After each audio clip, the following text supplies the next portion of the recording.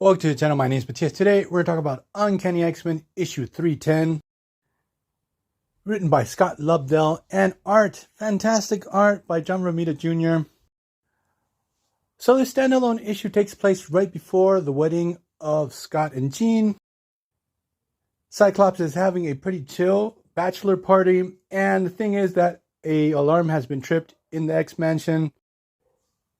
Banshee and Cyclops go to investigate, and they actually find Cable. He's in the danger room.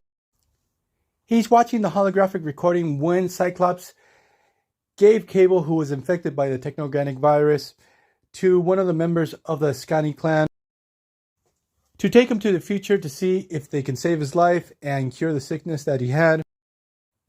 Now, this happened in the pages of X Factor. Surprisingly, it's not referenced in this issue, which issue specifically where this happened, but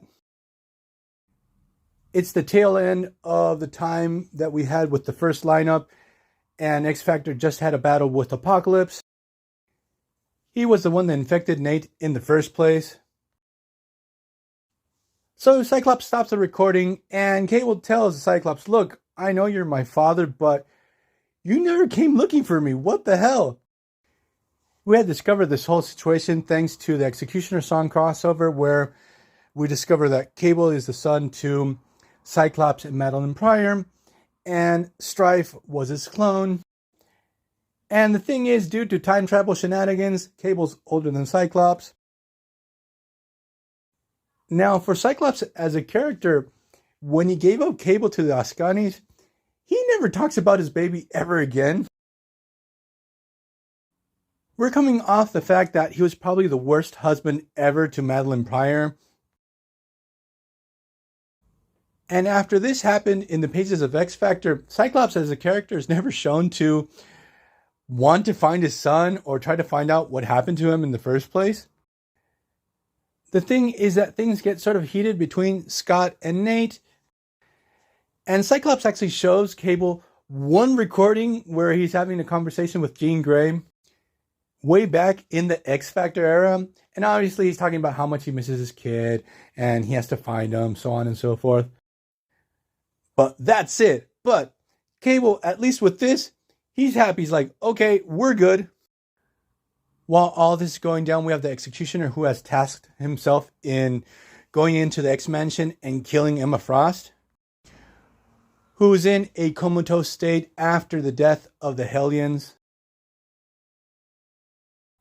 X-Cutioner actually thinks that she's responsible for their deaths. It's sort of funny with this character how X-Cutioner barks up the wrong tree every single time, and he gets it wrong every single time. It's like a character trait that he has. So Cyclops and Cable get a heads up from Sabretooth that someone's in the mansion. They spring into action, where we basically get a father-son clobber fest. They beat the living crap out of X-Cutioner. So at least in my collection, X-Cutioner has been beaten by 3 different members of the Summers family. So Cable and Scott mend their differences. Cable gives his blessings for the marriage. And Scott actually drops a line that calls the attention to Cable because right after the marriage of Scott and Jean, they're going to be teleported into the future.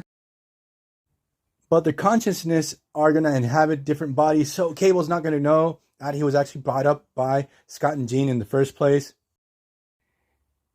It's overly contrived, but that miniseries is actually a lot of fun, so I'm going to leave this video here. I hope you guys liked it. See you guys next time. Bye.